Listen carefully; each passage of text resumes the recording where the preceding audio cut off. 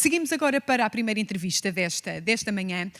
O Brasil é o país convidado da edição deste ano. Tem tido também especial destaque nas entrevistas, nos debates. Queremos perceber como é que um país com a dimensão como o Brasil tem conseguido agarrar o desafio da digitalização, da modernização e, tal como Portugal, tem procurado estar na vanguarda daquilo que é a revolução tecnológica. Agradeço desde já ao meu convidado. Muito bom dia, Leonardo Sellhorst, secretário de Modernização da Administração Federal da Secretaria-Geral da Presidência da República do Brasil. Bom dia, muito bem-vindo à Portugal Digital Summit.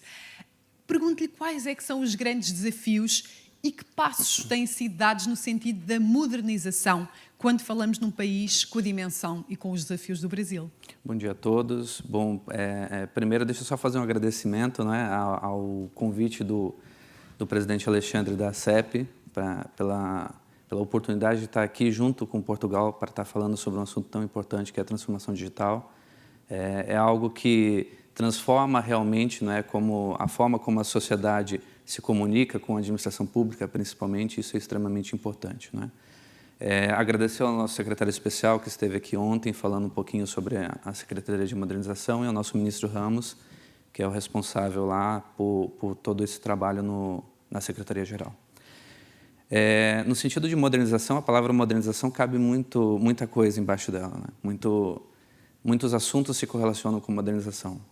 Nós temos desde o sentido do cidadão, na questão da sua identificação, na questão de como ele entende que ele participa da sociedade no país como um todo, até a questão da transformação digital, que aí é a comunicação efetiva do cidadão com o governo ou com a administração pública de uma forma geral.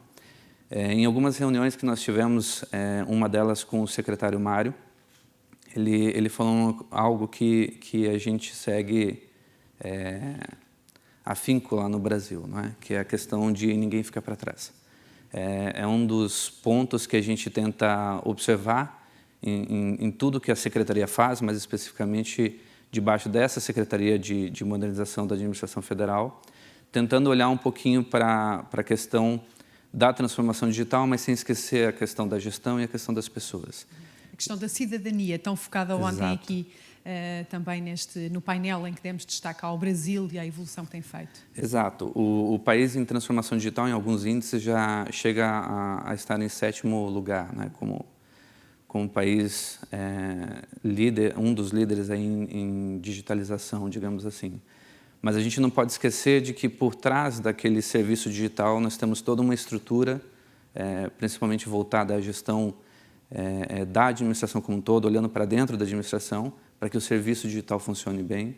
E nós temos pessoas do outro lado que precisam de algum cuidado, especialmente em segurança das suas informações, em confiabilidade de utilização desses serviços, né?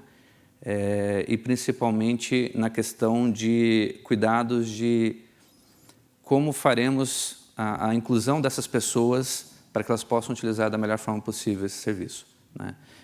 Então, eu entendo que a modernização ela tem esse olhar para cuidar um pouco de como a administração está se relacionando com o cidadão, ela está provendo esse serviço e tendo, de certa forma, até a humildade de reconhecer quais são os problemas internos que precisam ser melhorados para que dê uma melhor transparência, para que tenhamos um relacionamento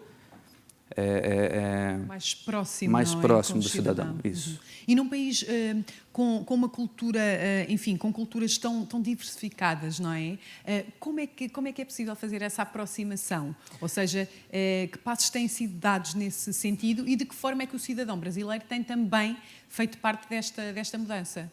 Entendo.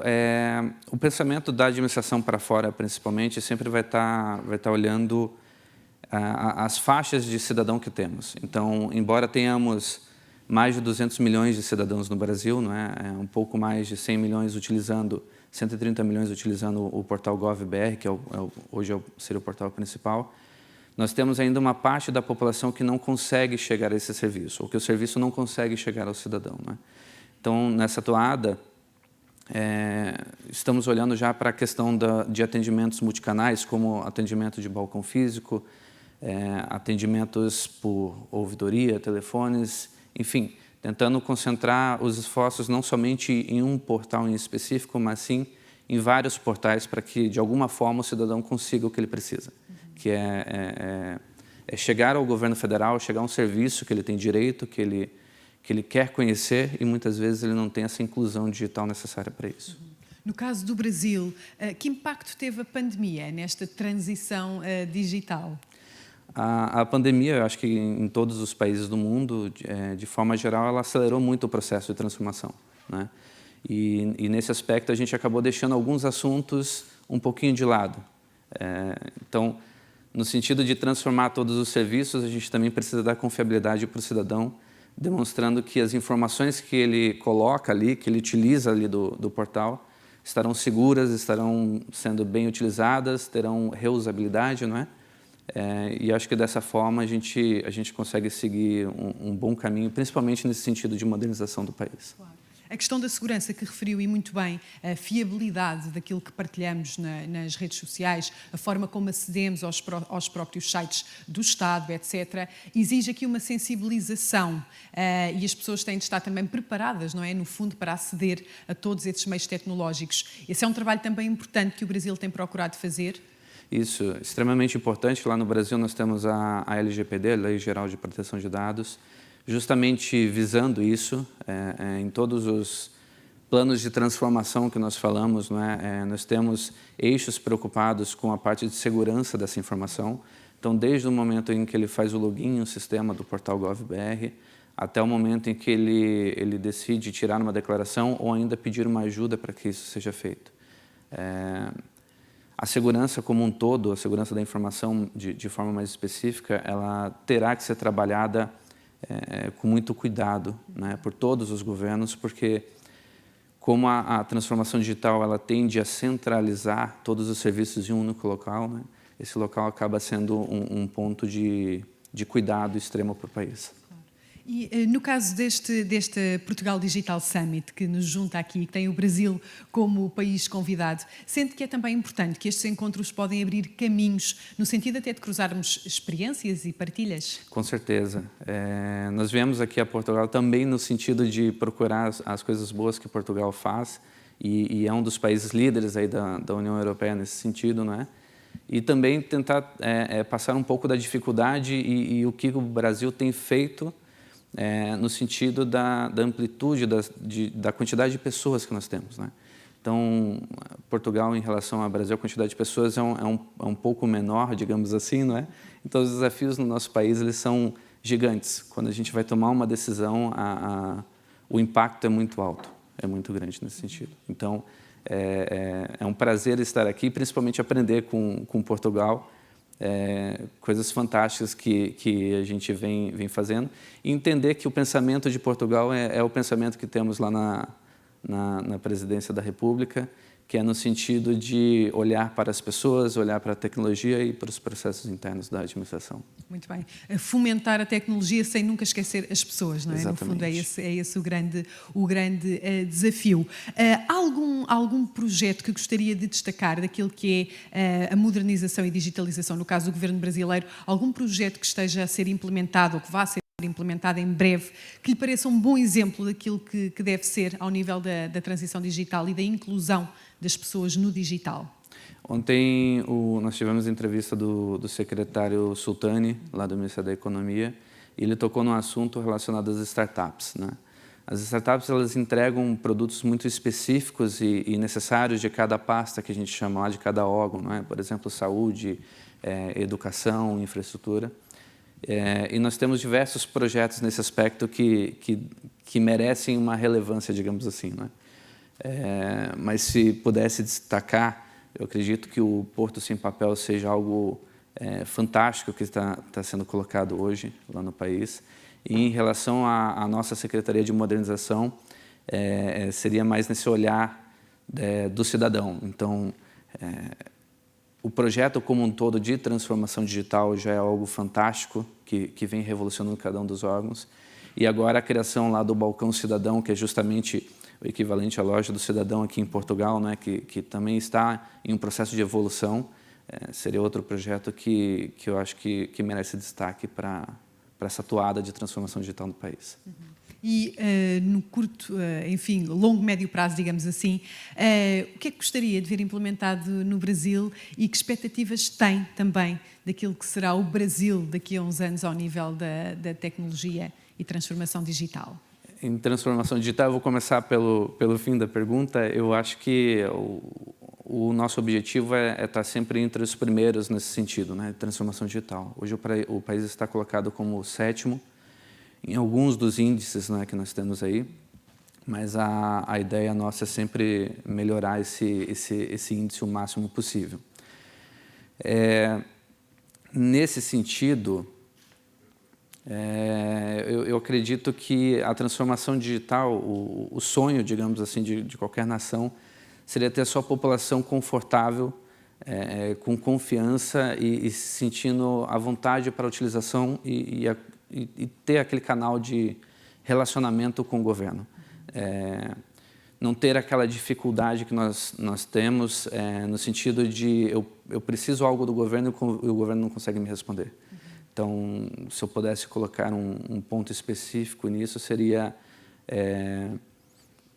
que seria muito importante que a comunicação fosse bem feita entre governo e cidadão. Portanto, essa relação tão importante de se criar também no mundo digital, não esquecendo isso, não é? Para terminar, faço-lhe uma última questão. Sei que o seu percurso é marcado por várias experiências profissionais, muitas delas, ou grande parte delas, ligadas a esta área da tecnologia, da inovação. Como é que tem sido, de que forma é que a tecnologia tem sido uma aliada na sua vida e se esperava chegarmos a 2022 e termos, de facto, aqui tantos desafios já superados nesta área? Como eu coloquei, a pandemia ela trouxe um avanço muito grande e uma aceleração muito grande nesse sentido, né? Eu sou da área de tecnologia, sou formado na área de tecnologia, então eu convivo com a tecnologia desde que eu me conheço por gente, vamos dizer assim, né? Desde que eu comecei a minha vida profissional. A tecnologia sempre vai ser aliada se a gente implementar esse conceito no sentido de melhorar os processos que temos. Se simplesmente colocarmos a tecnologia como algo que é bonito ou é algo que é uma moda, está colocando, ela não vai funcionar. Ela, na verdade, vai dar mais gasto, terá um esforço tremendo para sua implementação, ela não dará resultado. Então, se pensarmos na tecnologia no sentido de que ela está ali para auxiliar ou para ajudar que possamos chegar a algum ponto específico, com um objetivo bem definido, eu acredito que ela potencializa isso demais. E aí ela acaba se tornando algo muito barato de ser implementado perto do resultado que a gente consegue obter. E que mensagem deixaria aos cidadãos, não só aos da nova geração, que se calhar têm de ser mais alertados para a questão dos perigos e da segurança que é necessário ter no mundo digital, porque já faz parte do seu ADN, não é? Já nasceram, portanto, a mexer em tudo o que é equipamentos eletrónicos, mas também às gerações mais velhas, que têm agora este desafio pela frente de se incluírem também neste novo mundo. A mensagem principal seria de que é justamente o que o secretário Mário e o nosso presidente vêm falando, ninguém fica para trás. Então, a nossa preocupação é com o pessoal, digamos assim, com um pouco mais de idade, que talvez tenha na cabeça que tem alguma dificuldade de utilizar a tecnologia, mas também com um pessoal mais novo que às vezes fala, não, eu já sei utilizar isso, eu não preciso de formação, enfim. O que eu quero demonstrar é que a gente tem a preocupação como um todo, e eu vejo que Portugal tem muito essa preocupação também, de que não importa a sua idade, não importa o seu conhecimento, todos podem utilizar, todos podem se beneficiar de algo que vem para ser bom para a sociedade, né? Então, novamente, só parafraseando novamente o que já foi dito, ninguém fica para trás realmente. E há, de facto, aqui uma cultura do desafio, que eu acho que é comum a Portugal e ao Brasil, que é, de facto, esta vontade de fazer sempre mais e melhor. E também na era digital se sente isso, não é verdade? Exatamente. Principalmente o pessoal com um pouco mais de idade tem a mania, digamos assim, de falar que não consegue fazer nada, né? Essa inclusão digital é extremamente importante e é para isso que a gente trabalha. É dessa forma, nesse olhar que a gente tem a preocupação de que os serviços digitais eles são transformados justamente para ajudar e não para complicar a vida das pessoas e não para trazer dificuldades na sua utilização. Claro. O objetivo do mundo da era digital é também criar, sobretudo, pontes, não é? E não obstáculos. Leonardo Celhorst, secretário de Modernização da Administração Federal da Secretaria-Geral da Presidência da República do Brasil, esteve connosco esta manhã. Muito obrigada, continuação de bom trabalho e que nos encontremos em breve para voltar a debater aquilo que é a transformação e modernização digital. Obrigada. Eu que agradeço. Continue connosco em portugaldigitalsummit.pt, em SAP Vídeos e também na sua televisão 410 ou 435, são estas as posições. Temos muito para partilhar consigo ao longo de todo o dia sobre o Brasil, país convidado desta edição, mas também sobre aquilo que tem sido feito em Portugal nos mais diversos setores. Até já!